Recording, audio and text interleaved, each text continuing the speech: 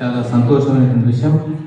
అదేవిధంగా అరుణారాయణ మిత్రులు చాలా విషయాలు చెప్పారు. గతంలో కూడా ప్రెస్ మీట్లో కూడా మాట్లాడారు. అయితే గతంలో బీసీలకు రిజర్వేషన్ లేని రోజుల్లో కూడా సాధు మహారాజ్ గారు మొట్టమొదట బీసీ రిజర్వేషన్ తన స్థానంలో ఏర్పాటు చేయడం జరిగింది. ఆ తర్వాత మన బీపీ మండల్ గారు పోరాటంతో మనకు కేంద్ర ప్రభుత్వంలో 25% రిజర్వేషన్ తేవడం జరిగింది. అయితే ప్రతి రాజకీయ పార్టీలు అంటున్నాయి బీసీ ప్రతి ఎలక్షన్ వచ్చినప్పుడు మేము ఈ కుల గణన చేస్తాం, మీ యొక్క జనసంఖ్య ఏందో తెలుస్తామని వాగ్దానం చేస్తారు, పల్లె మాటలు చెప్తారు, ఓట్లు వేయించుకుంటారు, మర్చిపోతారు. అయితే ఎవరైనా కానీ ప్రశ్నించే వాళ్ళు ఉంటేనే సమస్య ముందుకు పోతుంది. ఆ ప్రశ్నించడంలో ఉన్నటువంటి వాళ్ళే మన వామపక్షాలు.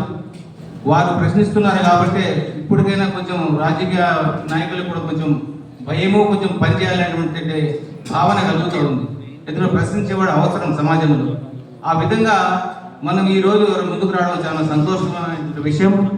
నేను దూదేగల కమ్యూనిటీకి చెందిన వ్యక్తిని. నా పేరు సుంకేశ్వర కాదర్ భాష. మైనార్టీలో కూడా మేము చాలా ఇబ్బందులను పడుతున్నాం.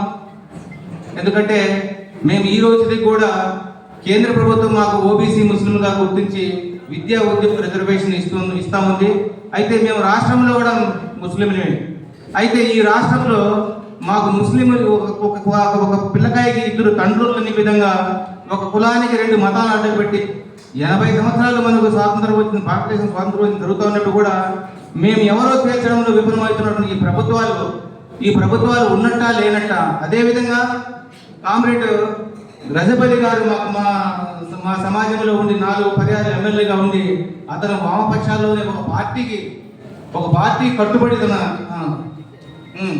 ఈ పార్టీకి కట్టుబడి తను సేవ చేసి తను అంకితమైనాడే కానీ ఒక కులానికి ఏ పొద్దు అతను గలాన్ని విప్పిన రోజులు లేవు. అయితే మేము విశ్వాసానికి మారు పేరు సిద్ధయ్య అంటే నమ్మకానికి ఒక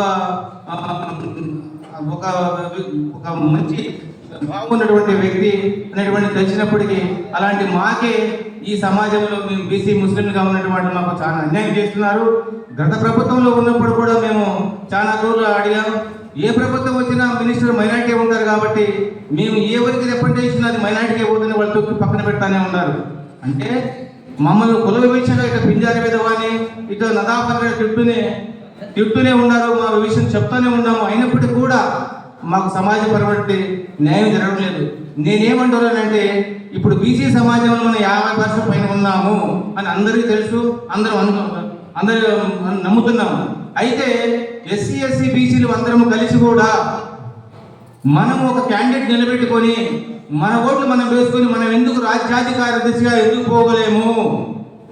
ఎప్పుడైతే నేను బీసీను ఒక అట్టడుగులో ఉన్నటువంటి వ్యక్తికి బానిసగా బతకాలనుకున్న వాళ్ళు ఇప్పుడు ఉంటారు. ఎందుకంటే ఈ బీసీ సమాజం అని అనుకుంటే దానికోసం అట్లా కాకుండా మనం ఎస్సీ ఎస్సీ బీసీలు అందరం కూడా మన సామాజిక పార్టీ ఏర్పరచుకొని మన వ్యక్తిలో నిలబెట్టుకొని మన ఓటే మనం వేసుకుంటే మన కాళ్ళ దగ్గరికి వాళ్ళు ఎందుకు ఉండరో ఆ విధంగా మనం ఎందుకు ముందుకు పోవనే విధంగా మనం అందరం కూడా కృషి చేయాలని చెప్పేసి ఈ సందర్భంగా తెలియజేసుకుంటూ ఈ అవకాశం ఇచ్చినందుకు ఈ యొక్క మన వామపక్ష నాయకులు సిపిఐ వారికి హృదయపూర్వక నమస్కారం తెలియజేసుకున్నాం.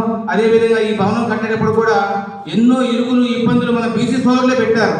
అయినప్పటికీ కూడా మనం కార్యసాధనలో ముందుకు వెళ్ళాలనే ఉద్దేశంతో మనం ముందుకు వెళ్ళి సాధించుకున్నామని చెప్పేసి కూడా ఈ సందర్భంగా తెలియజేసుకుంటూ అందరికీ నమస్కారం సెలవు చేసుకుంటున్నాను. నమస్తే.